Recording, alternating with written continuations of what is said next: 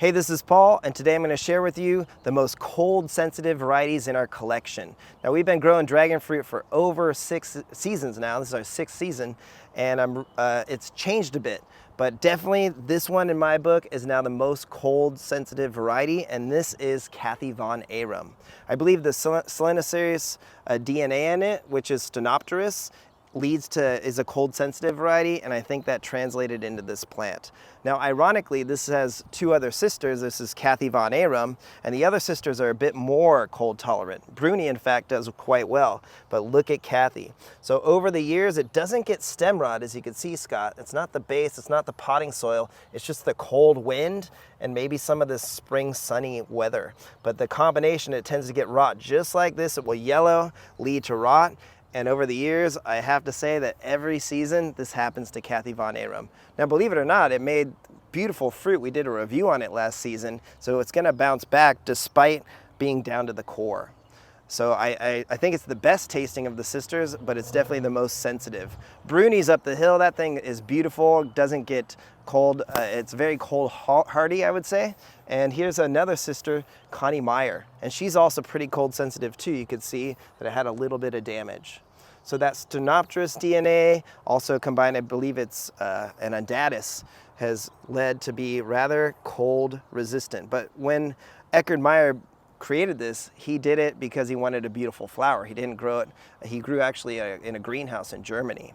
So I believe that these sisters, especially Kathie Van Arum, are the most cold sensitive varieties. Another one that's really cold sensitive that I'm surprised about is some of the Ocamponus varieties. So especially this one, Gray Panama did it as well, but these shorter spined Ocamponus from Mexico tend to be more cold sensitive than I thought. I thought they would have been more cold tolerant, because El Grullo and some of the other Ocamponus are really cold tolerant and heat tolerant.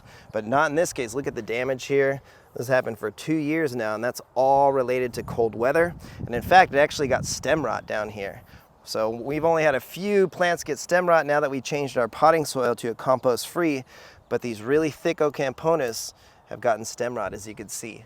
Now, even the Ocamponus albino, the really beautiful yellow-skinned fruit that we did a review on, absolutely delicious. But look at how cold tolerant it is, cold sensitive it is.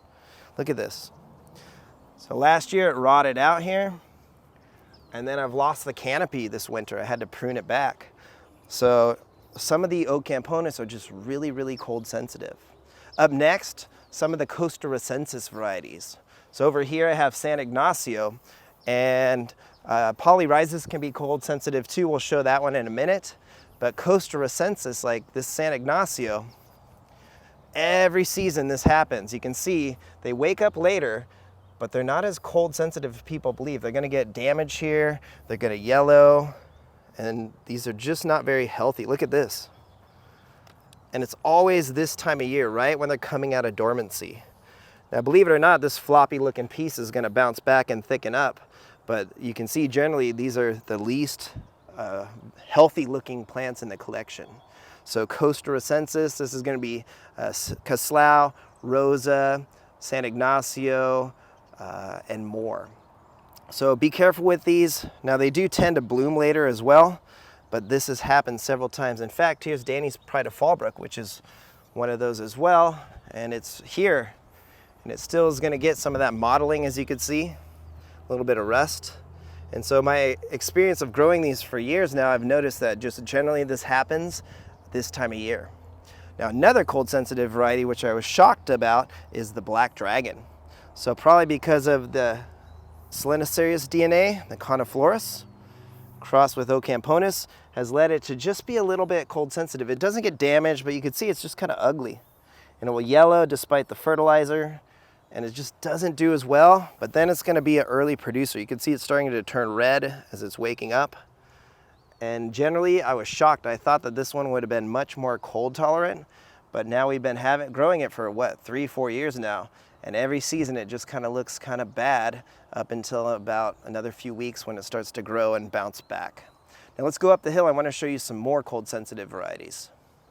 Okay, here's another cold sensitive variety in my opinion, and this is a Polyrise. This is an unknown one from George Emmerich's collection, George Emmerich Jr.'s collection. You can see it's rotting here, it's yellowing, and granted it was in Fox Farms, I haven't repotted it yet, but generally the Polyrises will do this, especially Orahona. I've had that one rot out several times, Red Leonardo, and a few more. Now I've also noticed that these do a little bit better when they're in some shade. So over here, Scott, you can see, now I think there might be some rot on this one, let's go check, but Trinidad and a few others are in this location. You can see they get a lot more shade.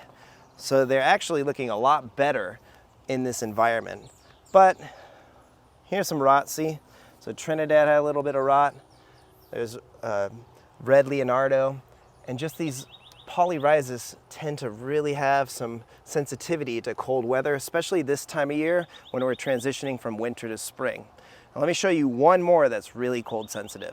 Okay, here's another cold sensitive variety in my opinion, and this is an Equador Pelora. Now I have a clone graft and a seedling graft, and that's the secret, is that I can only grow these in zone 9B, Southern California, when they're grafted. I've tried them ungrafted for years. It was one of the first varieties I tried to grow, and every year it would rot and turn really yellow at the stem. So you can see here there is a little bit of rust. I mean, actually this plant's waking up, which is surprising.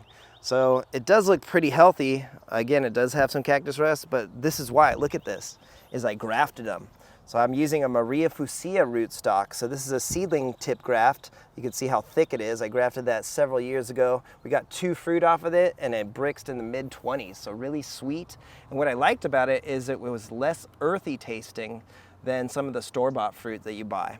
Now this one is my favorite graft. Look at this, Scott. I'll come around here so you can see, but we had a fruit that brixed at 25, and I took the little tip and I clone grafted it off of the fruit. Now this one hasn't fruited yet. It's topped the canopy, but it's been really slow to grow. So I would have to say that this one you can only grow, at least in my climate, when it's grafted. And this is the best it's looked, probably because we're using a compost-free potting soil, and we're using Grow Power Plus with that humic acid and that gypsum. So there you go. There are some of the most cold-sensitive varieties in our collection, our ever-growing collection, and that's my experience as of now. Thanks for watching. Have a great day. Take care.